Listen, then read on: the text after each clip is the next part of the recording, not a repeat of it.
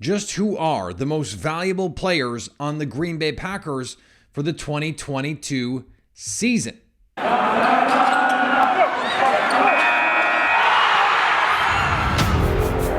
You are Locked On Packers, your daily Green Bay Packers podcast. Part of the Locked On Podcast Network, your team every day. You are Locked On Packers, part of the Locked On Podcast Network, your team every day. I'm Peter Bukowski, and I cover the Packers for The Leap, a newsletter I would love for you to subscribe to. Follow me on Twitter, Peter_Bukowski. Follow the podcast on Twitter, Locked On Packers. Like us on Facebook. Subscribe to the podcast, iTunes, Spotify, Google Podcasts, wherever you find podcasts. You will find Locked On Packers, the number one Packers podcast on the internet. And the show for fans who know what happened. They want to know why and how. Today on the show, we are going to be talking about the most important, the most valuable players on the Green Bay Packers in 2022 as we sit here today. Thanks for everyone making Locked On Packers their first listen every day. We hope you like starting your day with us as much as we like starting our day with you. So when I was putting together this list, I was thinking about a couple different things. I was thinking about true value, so impact on the game, so position matters here. I was also thinking of versatility. Can they play multiple positions? Do they impact the game in multiple kinds of ways? Are those ways useful? And then I was thinking about replaceability.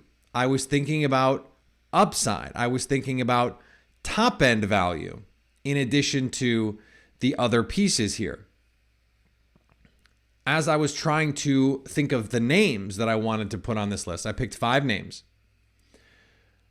The first 2 were easy. After that, it got a little bit harder. And part of that was because of depth at key spots. And part of it was questions at key spots. So the first name that I thought of is Elgton Jenkins. And the reason Elgton Jenkins is so valuable, and I would say more valuable than someone like David Bakhtiari to this particular team, is not because he's a better player necessarily, but because he has that positional versatility. And what's more, if David Bakhtiari's recovery, which is in the air right now, that is part of the reason why Elgton Jenkins is on this list. If David Bakhtiari has more issues, has setbacks, has another injury, you can feel pretty good about Yosh Nijman. You can feel great about Elgton Jenkins. And he allows you, wherever he lines up, you can feel like you have an elite player. He can be an elite guard, an elite center, an elite tackle. They're just, the list of guys who can do that is, like, he might be the only guy on it right now in the NFL. And there's some tackles who could play guard and some centers who could play guard and guards who could play centers. He's done it.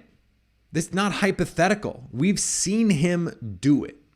And that's what separates him. So if you have, let's say, an injury to David Bakhtiari, as they have, you have a player who is able to give you not just quality reps, not just useful reps, high-level reps. It's why I wanted Elgton Jenkins at tackle in the NFC Championship game 2 years ago.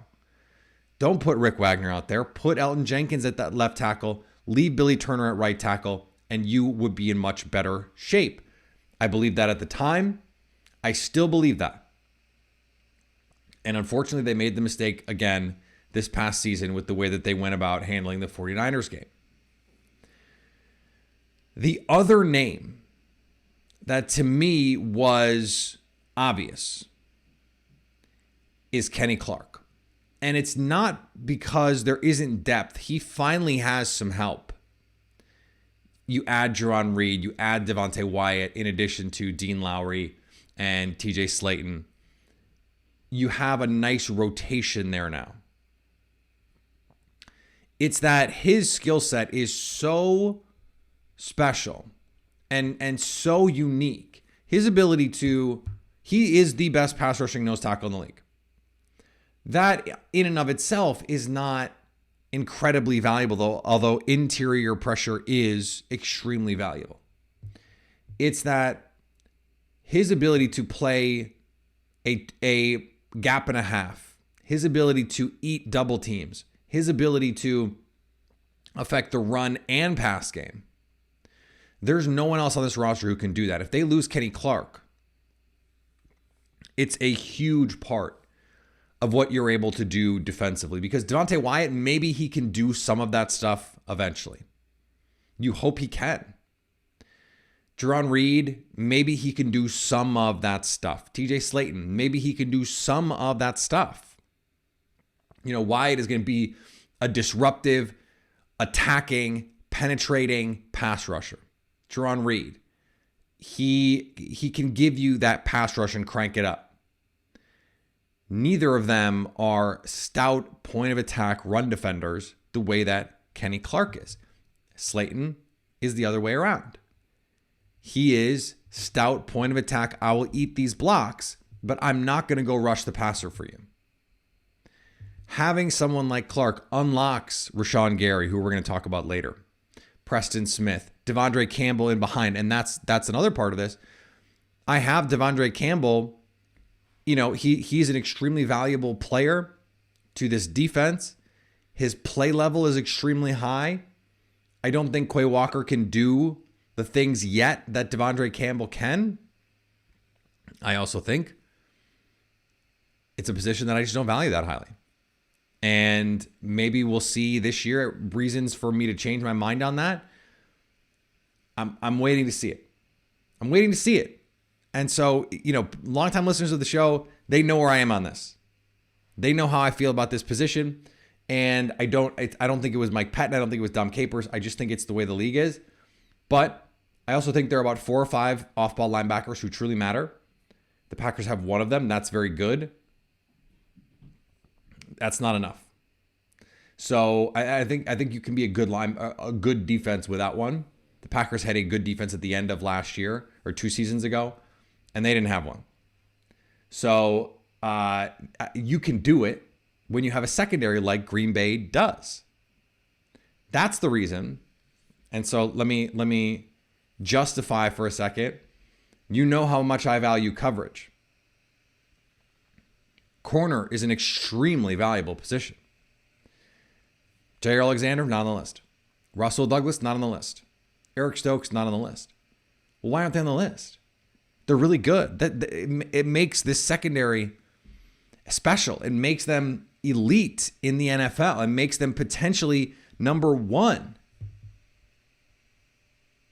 But the thing that makes them so strong is precisely the thing that hurts them when it comes to these sorts of discussions, because you lose Jair Alexander, as we saw last year. And you can still make do when you have Russell Douglas and Eric Stokes. You lose Eric Stokes, you have Russell Douglas and Jair Alexander. Same thing with Douglas, and so on and so forth. So, yes, having a really good elite level corner, very, very good, very, very important. It's awesome. He's awesome. But they have other good players to play those spots. So let's go back to the first 2 players that we're talking about. Elgton Jenkins is by far the best guard on this roster. He's not the best tackle on the roster, maybe, but his ability to be out there, let's say he is out there with David Bakhtiari, and it's playoff time. Now you have the bookends, the 2 players that you haven't had in the biggest moments the last 2 seasons that you desperately need. We've talked about the importance of protecting Aaron Rodgers. He is a force multiplier. Having David Bakhtiari is a great starting point. But now you add Elgton Jenkins to that. And it's created something that has a totally different kind of ceiling. This offense has the ability to be, by the way, ESPN's FPI, we talked about that earlier this week, has the Packers as the number 1 offense in the league. Ahead of the Chiefs, ahead of the Bills. Because this offensive line can be special. This offensive line can be so good when they're healthy. And so that high end that you can get to is because you have someone like Elgton Jenkins who can play multiple positions and who elevates everyone around him. Plus, you pair another elite player with David Bakhtiari, and you have what I think has a chance to be the best offensive tackle duo in football this season. All right, more players on our list coming up here in just a second. Before we get there, let's talk about our friends at Rock Auto. With the ever-increasing number of makes and models, it's now impossible for your local chain auto parts store to stock the parts that your car needs. Do you know what auto parts cost? I don't know what they cost. At least I don't know what they're supposed to cost. So I have to go to somewhere where I trust that they're not trying to gouge me, that they're not trying to take advantage of me. That's Rock Auto. This is a family business serving do-it-yourselfers for over 20 years. So why spend 30%, 50%, even 100% more for the same parts from a chain store or car dealership? Go to rockauto.com now and see all the parts available for your car, truck, and write Locked On in their How Did You Hear About Us box so they know we sent you. Amazing selection, reliably low prices, all the parts your car will ever need. rockauto.com. And thanks for making Locked On Packers your first listen. For your next listen, check out Locked On Sports Today. The biggest stories of the day, plus instant reaction, big recaps, and the take of the day. Available on the Odyssey app, YouTube, and wherever you get podcasts. And oh, by the way, I host that joint. So, a couple more players here. Darnell Savage is the next guy on my list. And if you go back to look at last year, and maybe even the year before, Adrian Amos, the more consistent and potentially the better player. The reason Darnell Savage is on this list for me is because when he plays well, this defense is elite. And when you look at the 2020 season, for example, that second half, we talked about this a lot. Listeners who were around during that season will know. I brought up the stats all the time. Oh, post week 8. The second half of that season, this was a top 10 defense. And Darnell Savage and Adrian Amos were the top graded safeties in coverage in the second half. Darnell Savage was making splash plays. He's flying around. He's doing stuff in coverage, interceptions, tackles, fumbles. His ceiling is so high, it raises the ceiling of the rest of this defense. Now, you'd hope after 3 years, we'd see a little bit more consistency. But he's also had to change some schemes.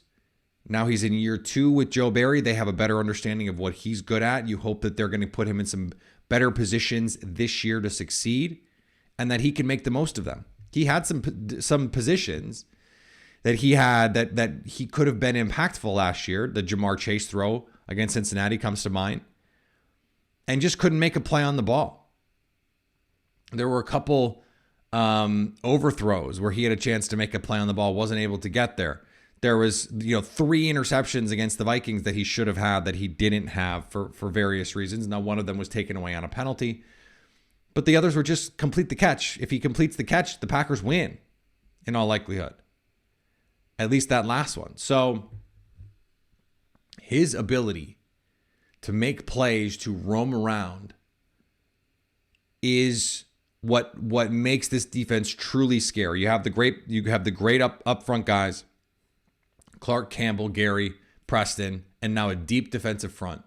You have the outstanding secondary. And you have this duo of safeties. You know what you're getting from Adrian Amos. We shouted him out yesterday for being so solid, for being so underappreciated. Don't forget about how good Adrian Amos is. But his ability to always be in the right place at the right time frees Darnell Savage up to freelance a little bit if he wants to, and also allows him room to operate and grow. And so this is the year I want to see the jump. His high side is all pro level safety. It is Nick Collins. And we haven't quite seen that in a sustained level so far. The Packers still love him. I know that he's fallen out of favor with some fans for some inconsistency, some tackling, the dropped interceptions or the inability to, I don't want to say drop, but the inability to come down with some of these plays. He could have easily had 5-6 interceptions last season. He has that sort of ceiling. And so given the position that he plays in this defense, it's critical that these guys come down and fill, that they play this umbrella coverages. They are everything. And his ability, his upside, makes this defense really, really scary. That's part of where his value comes in. It's not just the player he was, it's the player he can be. And I think as Darnell Savage goes, so too goes this defense. And that's really been the case for the last 2 seasons. So you've been waiting. You've been waiting for me to pick a skill player. We're 3 players through this list, and I have not picked a skill player. Allen Lazard is the name that I picked. And the reason is you only have so many veterans. It's one of the reasons why he's waiting to get more money, because he feels like he is deserving of more money, and he is. He's the only boundary receiver that looks like he's in the plan beyond this year that wasn't just drafted. Randall Cobb is a slot player that Aaron Rodgers trusts, probably more than Allen Lazard, but they drafted Amari Rodgers, and they're going to play tight ends in the slot, and they're going to split out running backs to create matchups. So Cobb, while a valuable player as a security blanket for Aaron Rodgers, there are guys who can replicate his skill set. That's not true with Allen Lazard. His ability to block, to play in the slot, to play as a true tight end at times. He plays H-back at times. To be a red zone threat, to be a reliable third down guy, to play on the boundary, and to have the trust of Aaron Rodgers, it is incredibly valuable. Now, does that mean that he's going to go out there and be a Pro Bowl player? No. He might, but he doesn't need to do that to be extremely valuable to this team. He is going to be the guy early on that Aaron Rodgers leans on. I think on these third and mediums, you're going to have opportunities to get the ball to Randall to try and scheme up some things. I think you're going to see more man coverage from defenses.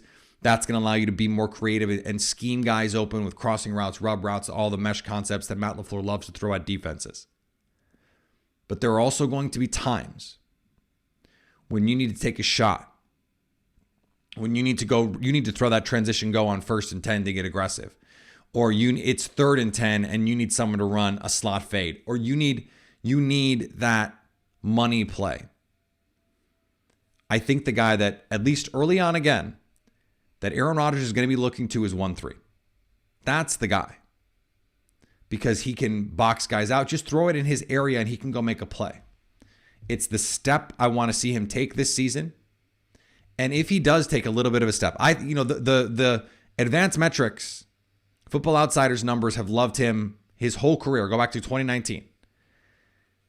His efficiency is outstanding. And they wrote about this over at Packers Wire. You look at Randall Cobb's passer rating when targeted, through the roof. Allen Lazard, passer rating when targeted, through the roof. Yards per attempt, all that stuff. That was playing with Davante Adams. Will that efficiency keep up without Davante Adams? We don't know the answer. But what we do know is, of all the players at that position on this team, the guy who provides all sorts of other benefits beyond just winning one-on-one against a corner, it's Allen Lazard. He is so critical. And I think quietly explosive downfield. In 2020, they hit him on some big plays. They found ways to get him open down the field. Heavy personnel, hard play action, and now you've got a post in behind a safety who crashed down trying to stop Aaron Jones, A.J. Dillon. One of the reasons why neither of those guys are on the list, the other guy. They have those players. Not Kylan Hill. So there is no one else who can do what Allen Lazard can do, and that's why he is the receiver I picked on this list. All right, one more player to get to on our show today. Thanks for making Locked On Packers your first listen. Now go check out Locked On NFL. Our national NFL experts and insiders keep fans dialed in with the biggest stories and the latest news from around the league, because an offseason doesn't mean a break in the action. Follow Locked On NFL every day on the Odyssey app, YouTube, and wherever you get podcasts. The last name on the list is Rashan Gary. And this is not necessarily this group. It's all in tiers. I told you that I thought that the first two names were clearly in a class of their own for me. Rashan Gary's on this list for two reasons. Number one, he's an edge rusher. That's extremely valuable. That's it. Number two, he is a run defender and a pass rusher. And number three, he can get better. And why is that important? Well, that's important to value because obviously creating more value if you're better, if you produce more, if you impact the game more, but also he has to back up the season that we just saw. And he has to show that he can carry a pass rush. When teams know he's the best guy, can you carry the pass rush? Now, Green Bay did an excellent job of adding on the interior. You bring in some interior pass rushers, it makes it much harder to give help only to the outside. You can send chips, but you can't play heavy all day, or you really hurt your passing game. How many guys can you double? How many guys can you send help to? How many guys can you slide protections to? So if you're opposing offenses and now you have two guys on the inside that you have to worry about getting into your quarterback's lap, and you know Preston Smith, he's coming, and you know Rashan Gary, he's coming, and you don't know, is Devondre Campbell coming? Is Seven coming? Is Quay Walker coming? Is the slot guy coming? Is there going to be a looper? Are they running some game up front? Rashan Gary, they're going to have more tape on him. They're going to see when they watch the tape how impactful he was play to play, down to down. The pressures that he created that were not just sacks, but pressures and affecting the quarterback and moving him off his spot. He is still ascending. He can carry a pass rush. He can be in that upper elite echelon of guys, in that TJ Watt, Myles Garrett echelon. Yes, he can. Physically, yes, he can. Work ethic, yes, he can. And we saw not just the glimpses of it. We saw the glimpses of it in 20 at the end of the 2020 season when he was dominant the last couple games of the year and into the playoffs. Dominant. And then last year, he was outstanding. You do it again this year. You carry this pass rush. You lock down your side as a run defender, and that's a place that he needs to get better. That backside contain. He needs to play with a little bit more discipline. But when you're as talented as he is, and now as productive as he is, because talent can sometimes be a dig. Talent, saying someone is talented. I talk about this all the time. If you talk about how talented someone is, it's because they're not living up to that talent, usually. Because if they were, you'd just say they're awesome. Now, Rashan Gary right now is awesome, but he's also talented, which means he has more room to grow. To be that T1A pass rusher on the outside. To be the guy that everyone is focused on, and to still give your defense everything that it needs, rushing the passer and run defending. Get a little better against the run. Playing a little bit more disciplined on the backside. That allows him, much like the Darnell Savage case, where the upside, his ability to get better and to be impactful play to play, to make the splash plays, makes him so valuable. And teams have to account for him, and you're seeing it. You started to see it at the end of 2020. Teams sending chips, teams sending help, teams sending doubles his way. What does that open up for everyone else? It is a force multiplier, because it means, can you double Kenny Clark too? What are you going to do with Devontae Wyatt? What about Jerron Reed? What about Preston Smith? that makes your defense that much harder to deal with. All right, we've got some fun interviews coming out this week. Brandon Thorne is going to be with us talking offensive line. No one better that I can think of to talk offensive line. And the Packers drafted some big men. Guys who have big opportunities to come in and play this season. And then a familiar face, Kelly Price, who used to cover the Packers, is now in Atlanta. And so she is going to help us with Devontae Wyatt, with Quay Walker, and just give us a little bit of insight, a little bit of color. And actually, she happens to have a relationship with the Enigbares. So we're going to talk about them a little bit too. It's going to be a really fun time. So make sure you are with us here every step of the way. Follow me on Twitter, Peter_Bukowski. Follow the podcast on Twitter, Locked On Packers. Like us on Facebook. Subscribe to the podcast, iTunes, Spotify, Google Podcasts. Wherever you find podcasts, you will find Locked On Packers. And anytime you want to hit us up on the Locked On Packers fan hotline, you can do that, 920-341-3775 to stay Locked On Packers.